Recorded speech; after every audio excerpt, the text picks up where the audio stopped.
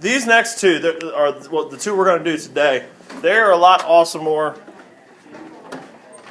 on the conceptual side of things versus the manipulative number solving equations side of things. Okay, so once again, it's going to be more me talking and explaining than it really is going to be, working hard and writing down stuff and all that jazz. Okay, so it's a lot more conceptual based, not so much hard on the manipulation side of the things. So we got definitions. You need the top two. You really don't need the third one because you probably are going to be able to identify it and know it anyhow. Okay. A linear relation. It is a relation that has straight line graphs. Okay. So like the other day, I'm looking at Miss Peterson's notes right there. We had in their notes y equals 1/3 x. What was it? Plus 3? Minus 3.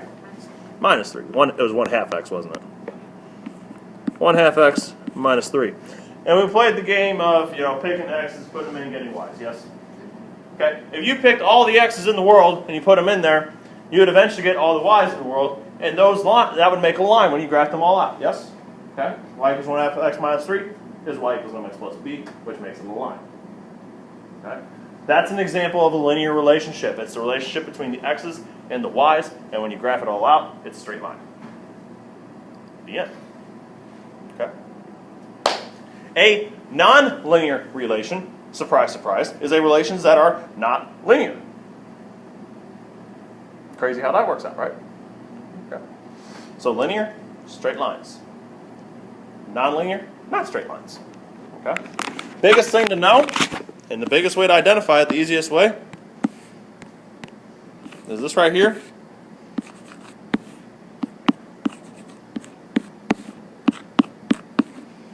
You can write, you can write as y equals mx plus b. That's the biggest thing, okay? If you can do some algebra work to it and make it look like y equals mx plus b, it's a line, bottom line. If you can't, it's not. Simple as that, okay?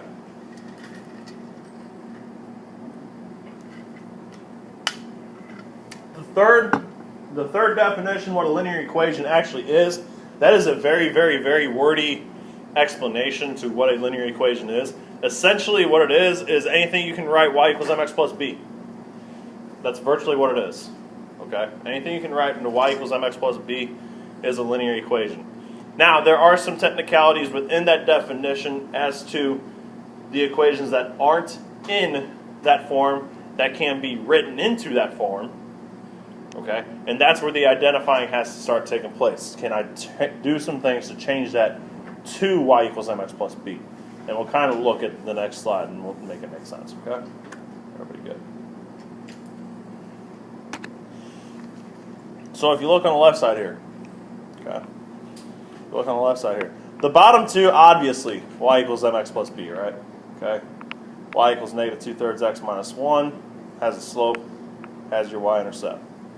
Y equals 1/2 x, has your slope of 1/2, has a y-intercept of 0, but that's okay. Okay? X equals 10, technically, yes, it is a line. It's a vertical line, though, so we're not too worried about that. It's probably a poor example to have up here. And then this is what I'm talking about. All right, 4x minus 5y equals 16. While it's not in slope-intercept form, y equals mx plus b, you can make it be in slope-intercept form. Okay? So that's the ones that you'll have to kind of look out for. If it's not in slope-intercept form, but you can do some algebra to make it so. Okay? So that's still a straight line. Basic rule of thumb is this. If it looks simple, and it probably is simple, it's probably a simple line. It kind of looks like a duck, quacks like a duck, which makes it a duck. Okay? If it looks a little more complicated, looks a little tougher, looks like something I really haven't seen much of before, chances are, not a line. And that's this whole right side. Okay? Over here you got a y being squared. Alright, now we've seen that before, yes, but a little more complicated than just a single. Alright? Down here we got a square root. Alright? Variables timesing each other, that's not nice. and then a variable in the denominator, that's even worse. Okay. So chances are, if it looks simple, it's linear. If it doesn't look simple, it's not. Now, next topic, line is symmetry. Okay, we've all taken geometry, yes? Fantastic. So we know what symmetry is. Okay, that's where you can reflect it amongst it and make it lay on itself, right? Now, in geometry, you have all different kinds of symmetry. We're going to focus on two. One being called line, the other one being called point. Okay, line symmetry is whenever the graph of a function can be reflected across a vertical line so that its reflection maps exactly onto itself. Okay, so here's my parabola, all right? That's what this guy's called. All right, see that? Yeah, okay. If I fold that right down the middle, not exactly drawn to scale, but also not terrible either, it lies on itself. From there to there. Okay. Let me see if I can get this. You probably can't see it anyway, but I'm going to do it anyhow. That line is called the line of symmetry. Okay. That line. That's the line that's called the line of symmetry. Okay. So now for you guys, though, the nice part is these are always going to be on graphs, on graph paper. They're always going to end up at nice points. So then you can just look. Okay? So I know it's a little far up there. Today would probably be a good day to have the PowerPoints up. I'll zoom in for you guys here just a little bit. Let me find my remote control.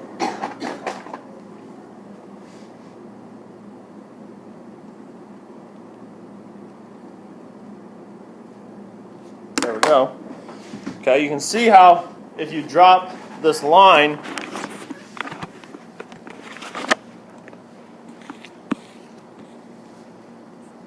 right here, and you fold it on fold the graph onto it, it lays on top of each other, right? So as soon as you identify that, the next question is going to be, okay, so what is that line? All right, and then you just write that down. So since it's a vertical line, that means it's going to be x equals, and then you look at what point it's on. So here's 0, 0, here's 1, here's 2, so it's at 3, so x equals 3. And that's all you got to do. Okay, the end.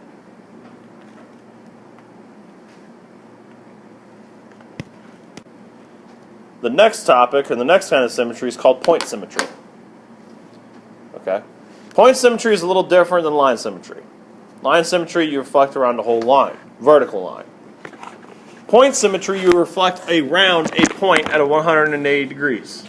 So you rotate a graph 180 degrees so that the graph maps to itself. Alright, so for line symmetry, you're going around a line. Point symmetry, you're going around a point 180 degrees. So for this one, I think this one's tougher, by the way, okay, if that's not made clear. For this one, you got to look at the graph and see if there's a point somewhere that if you gave it a 180 spin, right, everybody knows 180 degrees is, right, just go like from here to here, okay? If you can spin it one turn like that, is it going to land on itself? All right, and sometimes that can be hard to see. All right, so they give you a nice, easy one here to start with for that. And I don't like the setup with this book with this. I think there could be a better way to do it, because from here, if you go from there to this one down here, it just shows you the same graph, right? Except it's red now, and they're saying, "Hey, look, it's on itself, yay." Okay, so this is an example of one that does work. I think you learn a lot more from this on one that does not, honestly. Okay, so like if you look at this blue graph up here, it makes a V, right? And so they spin this 180 degrees down like that, and now it's pointing this way. Obviously, that one doesn't line up on itself. So that one does not have symmetry. Okay? So if it ends up like that, it doesn't have symmetry. But if it looks like the first one does, and it kind of just, you can rotate it 180 degrees, and it lands on itself like that, it does. And the point that would be is whatever basically that center point would be, which in this case, as you can see right there, it says the point of symmetry is right there, and that point we all know as the what? The origin, right? The origin. So you write the origin or 0, 0 for the point. So that ends 2.2. Now we'll move into 2.3. 2.3 is titled Extrema, not extreme, Extrema, and end behavior. Extrema is fancy talk for what I'll tell you later. End behavior is the easiest, most complicated thing we're going to do. It is. It's the easiest, most complicated thing we're going to do. All right? Yeah, I know. Like, what does he mean by that? I'll show you. All right? It's the easiest, most complicated thing. Here are two graphs. Graph 1, graph 2. Okay? Your questions for this section, this is when we're talking about, I'm going to give this slide a title here. I'm going to handwrite it. And behavior and zeros. Okay? End behavior, I'm not really going to define. We'll kind of more talk about it, and I think it'll make sense. All right, zeros I will define, though, down here for you. A zero is where... That was terrible, E. Let's try that again. Is where a graph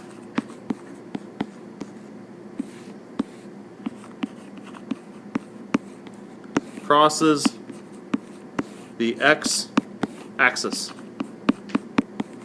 All right, a zero is where a graph crosses the x-axis.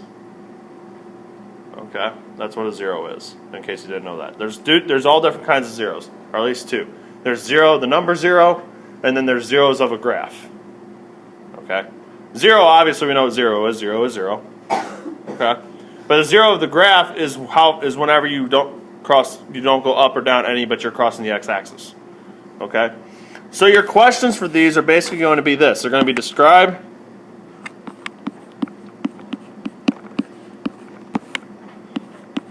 end behavior and identify, which I'm going to abbreviate ID, number of zeros for both of them. Okay? So you're going to describe the end behavior, and we're going to identify the number of zeros each graph has. Alrighty?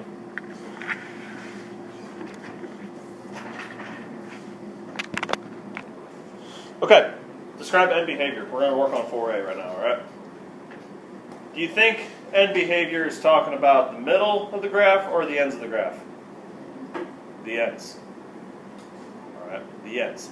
Now, how many ends do these graphs have? 2. Okay, 2 ends. They have an end on the right. They have an end on the right. They have an end on the left. Okay?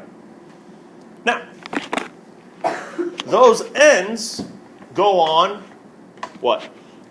Forever. Right? They go on forever and ever.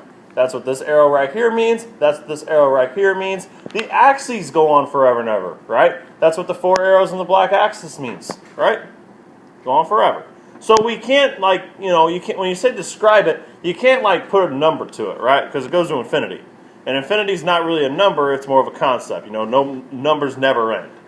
Because no matter what number you think is the biggest, you can always add 1 to it.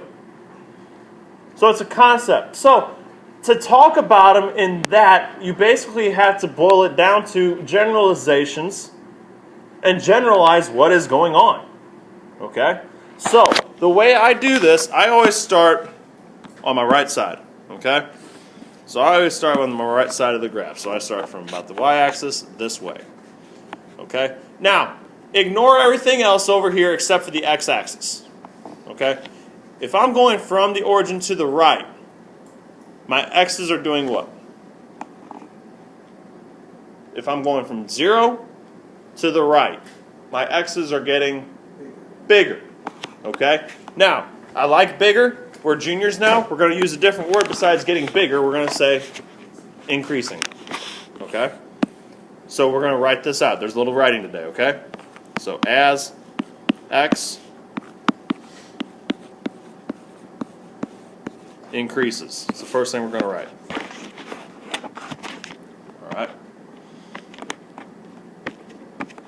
As x increases, and if we're talking about describing the end behavior, we're describing the end behavior of what? Starts with a G. We're going to describe the end behavior of what? And it starts with a G. The graph. You're describing the end behavior of this graph. So as x increases, the graph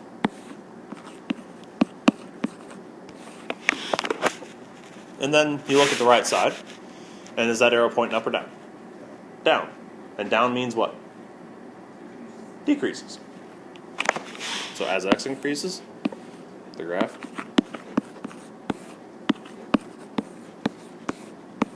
decreases.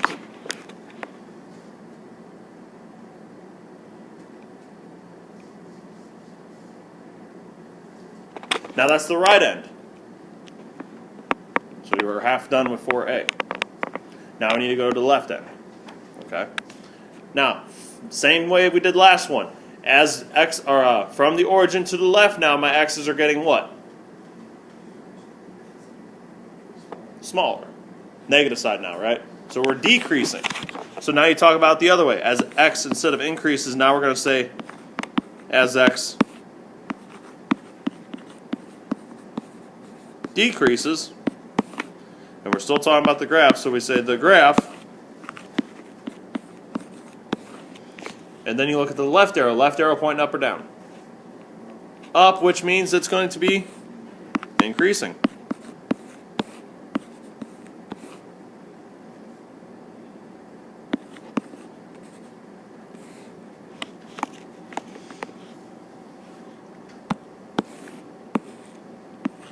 That right there takes care of end behavior.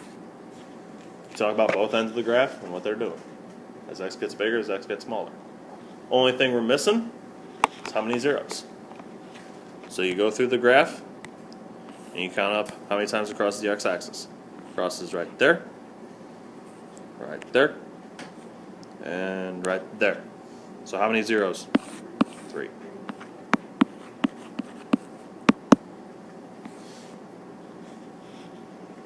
And that's one of these. Okay, so now for the second one, same questions apply, all right?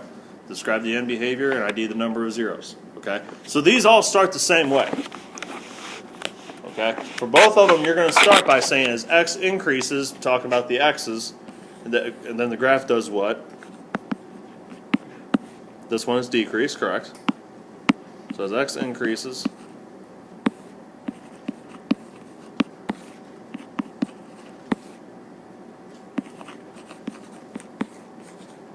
and we'll run out of space on this one, but the graph decreases. Right, just like last time. Okay. This time, though, when you do it the other way, as x decreases,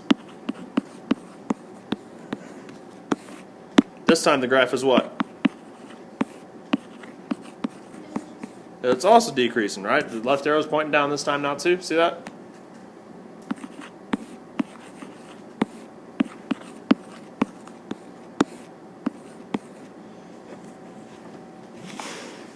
And this one has how many zeros? 2. Good. One right there, one right there. Remember that zeros are where you cross the x-axis. Alright, not the y-axis, the x-axis. Okay. So as you can tell, or as you can probably figure out, there's very few choices as far as these options. Okay? You're either going to be increasing on these ends or decreasing on these ends. And that's really all you can write. Okay? Now, there's a whole lot going on behind the scenes here, too. Okay, a whole lot, which eventually we get into, just not yet. All right, eventually you'll make sense as to why these arrows point in the directions that they do. For now, all you need to do, though, is be able to look at the graph, write out in mathematical terms which way they point, basically. This slide looks ugly, okay? Do your best. Do your best. Summarize. Main points you should get, though, make sure you get this graph, okay? Make sure you get that graph and kind of summarize what a relative max, relative min, and extrema are, okay? I'll talk about it real quick. Basically, now, whenever you're talking maximums and minimums, you're thinking the biggest and the smallest, right? Okay? Maximums are your biggest, minimums are your smallest. Now, when you have a graph like this, though, these arrows point up, which means they're going forever up. These point down, which means they're going forever down. Which means you can't really say, you know, this is the minimum, or the maximum, because it's not. Right? But what you can do is talk about the general within the generalizations within the graph itself. All right, and that's where the word relative comes in. All right, relatively speaking, this is the minimum. Relatively speaking, this is the maximum. Okay, it's the localized low points and high points. Okay, so basically a good way to think about it is this. End behaviors, you're talking about the ends of the graph. The collection, if you've gotten that far yet, relative mins and relative maxes together are called the extrema. That's where they come into, okay? Extrema are in the middle of the graph. All right, so between both of them, you talk about all parts of the graph.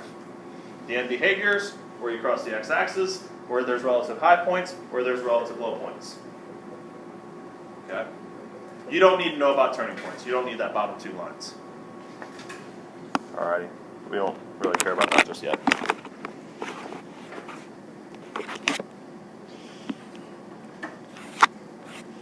Okay, but if you do look through the definitions, you know, point A on the graph is a relative maximum of that graph since no other point nearby has a greater y coordinate.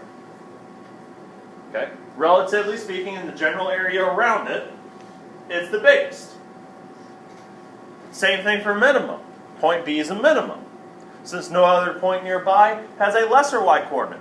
Around it, it's the smallest. Now, if you go grand scheme of the graph, obviously there are higher and lower points, right? Up here is a higher point than the relative maximum. Down here is a lower point than the relative minimum. But notice how it's just a steep drop off. And it doesn't stop after that. See that? Okay? So that's the difference. You want like this in between here and here, this low point right here, or that high point right there. That's what you're looking at. The middle of the graph and those lower high points. Does that make sense? Fantastic. The collection of those points is what's called the extrema. Okay? Extrema. You're basically going to identify these also. All right? Not a great slide. You don't need location principle for sure. I know that. That's pretty easy. Or pretty self-explanatory, to be honest. Look at the bottom side of that graph, though. All right. Now, let me zoom in just a little bit here.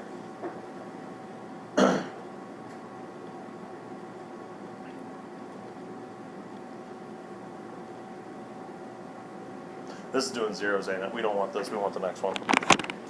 There we go. That's the one we want. All right, max and mins. Yep. Zoom out just a little bit. Now we're talking. Okay.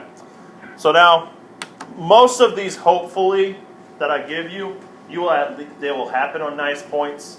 Okay? I'm going to try to make the max and mins happen at nice points.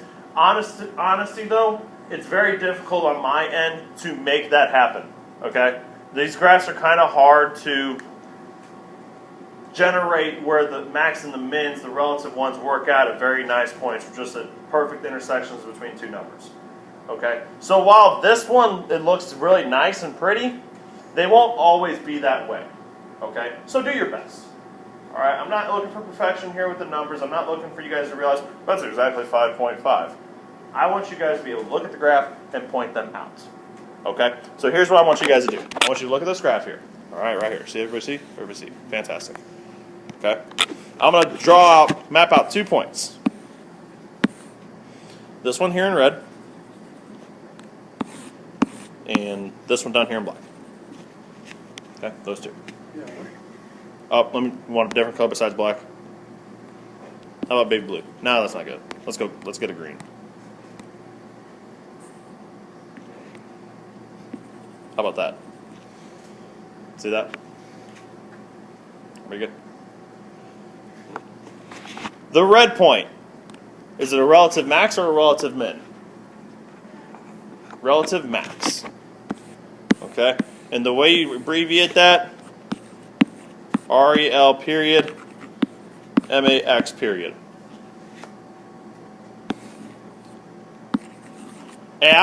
Don't at me. And I want to know where it's at. Okay? What coordinate is it at? As best and as close as you can possibly get. Okay? Like I said, it doesn't need to be perfection. Alright? Like this one, it is. But if you ever see one that's not, just get it close. Okay? So if you count them out, this one goes x's of 0, right? Because it's not left to right at all. And it looks like it goes up to 3.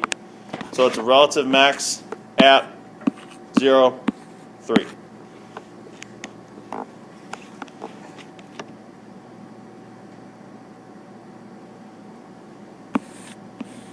Okay? And then this one down here is going to be a relative what? Relative minimum.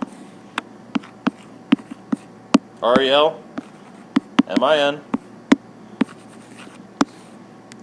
And it happens at what ends up being, I believe, 3. And if you count it out right, I think it's negative 12. Is that right? Yeah. Okay, right there in the middle between 2 and 4. So that'd make it 3. And then down to negative 12. So 3, negative 12. Well, you guys can't see the 12 yet.